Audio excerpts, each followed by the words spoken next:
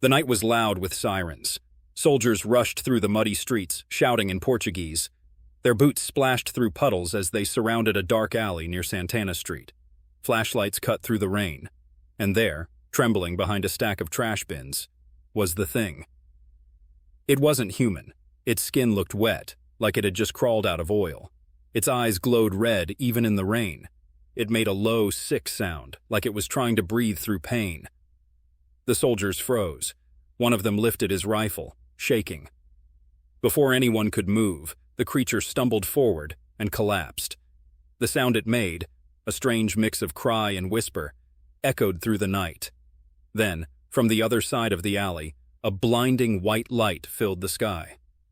The ground trembled. Everyone turned. Something huge was hovering in the distance, past the trees.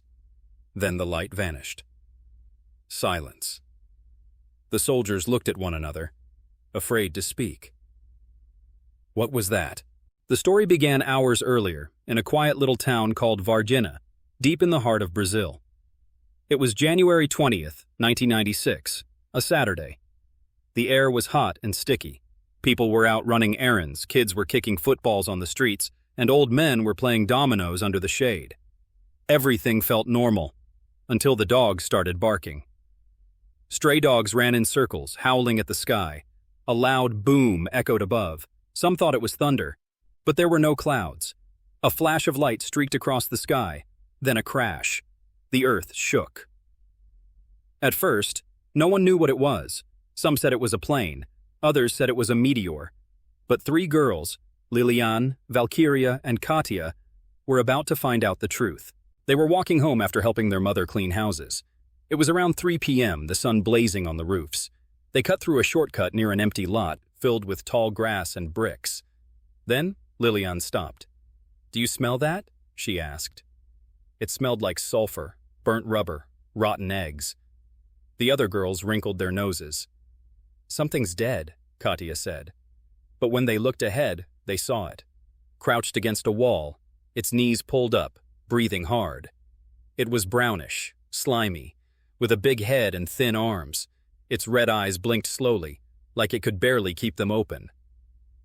Valkyria screamed. The thing flinched, turning its head toward them. "Run!" Lilian yelled. And they did. Running so fast they dropped one of their bags. They ran all the way home, bursting through the door, out of breath. Their mother thought they'd been attacked. When they told her what they saw, she didn't believe them, until she saw their faces. She called a neighbor, who called another, and soon half the street was talking about the monster. A few men went to look, but by the time they got there, the creature was gone. Only a strange stain was left on the ground, dark and greasy. That night, soldiers came. Trucks rolled in quietly, headlights off. Men in green uniforms got out, carrying rifles and large black boxes. By morning, Varginha was crawling with military. No one was allowed near the site where the crash was heard. Soldiers told people it was a training exercise. But kids saw the trucks carrying something wrapped in silver tarp. One truck stopped near a hospital. The driver looked pale. He said nothing, just kept glancing at the covered thing in the back. Nurses whispered. A doctor tried to ask questions, but the soldiers pushed everyone back. Meanwhile, Lilian, Valkyria, and Katia couldn't sleep. They kept hearing that same wheezing sound they heard in the lot, like the creature was still close. Around noon, a local farmer named Eurico came running into town. He swore he saw something strange in his pasture, a large piece of metal half buried in the dirt, smoking. He said the cows wouldn't go near it. When police arrived, the army was already there, telling him to leave. He said he saw them taking pieces of the wreck into big boxes. It wasn't a plane, he kept saying. It wasn't anything from here. People started to whisper. The word UFO passed from mouth to mouth, but the soldiers said nothing. Later that evening, 2 firefighters were called to a different part of town, near a small creek. A boy had reported seeing a hurt animal. When they arrived, they found footprints, but not like any animal they knew. Long, with 3 toes. One of them spotted something moving behind the bushes. They shined their light. The creature hissed, eyes burning red. The firefighters backed away, radios shaking in their hands. They called for backup, but when the army arrived minutes later, the creature was gone again. The town grew quiet that night. Radios reported a strange occurrence, but the army denied everything. Some people said the whole thing was a hoax. Others said the military was hiding something. But then, a young officer, Marco Elias, was seen rushing into the local hospital with a mask on. His partner later said Marco had touched something during the operation near Santana Street. He said Marco got sick the next day. Fever, cough, then, worse. By Sunday morning, the rain started. Dark clouds rolled over the hills. The streets emptied as word spread. The soldiers were back. Dozens of trucks, jeeps, and men in gas masks flooded the town. One of the girls saw from her window as the soldiers stopped near the same lot where they'd seen the creature. They formed a circle, flashlights glowing through the rain. Someone shouted, "There it is!" A gun went off. Then another. Screams. The girls ran outside despite their mother's cries. They reached the edge of the street and saw the scene, soldiers surrounding something on the ground. The creature lay there, shaking. Its red eyes looked at them for a moment, almost human, almost begging. A soldier yelled, "Get back!" A flash of light erupted from the sky, brighter than lightning. The ground shook again. When the light faded, the creature was gone. Only smoke rose from the spot where it had been lying. People screamed. Soldiers looked around in shock. One of them fell to his knees, whispering, "Meu Deus!" Then, from behind them, a loud metallic sound echoed, like something heavy landing on the street. Everyone turned, and there, through the mist, stood another shadow. Taller, still, watching. The soldiers froze. Their flashlights pointed toward the tall shadow standing in the mist. No one moved. Rain dripped from helmets and ran down rifles. Then the figure stepped forward, slow, heavy, almost floating. Its eyes glowed brighter than the headlights behind it. One soldier shouted something, his voice shaking. The figure didn't stop. It raised one long arm and the streetlights above flickered out, one by one, until everything went dark. Screams broke through the rain. The girls clung to each other by the roadside, watching flashes of light from soldiers' guns. But when the lights returned, the creature was gone again. Only fog and smoke hung in the air. "Did it disappear?" Katya whispered. Lilian shook her head. "No, it's still here." Then, from the rooftops nearby, came a metallic scraping sound, like claws dragging across tin. The girls ran back home as fast as they could. Inside their house, their mother locked the doors and windows. The radio was on, but every station spoke about military operations and weather interference. Nobody mentioned aliens. Through the rain-covered glass, Lilian saw flashes in the distance, like lightning, but in perfect circles, pulsing up into the sky. "It's looking for something," she whispered. Her mother pulled her away from the window.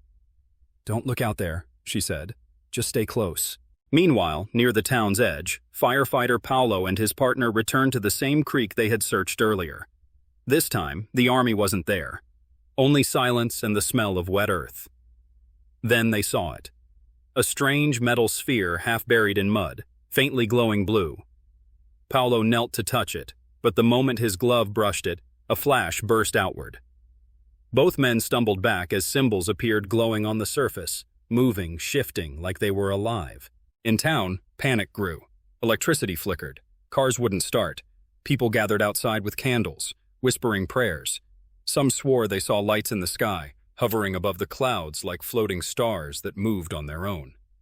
Soldiers shouted orders, trying to calm everyone down, but even they looked scared. A captain muttered, "We were told to contain one, not two."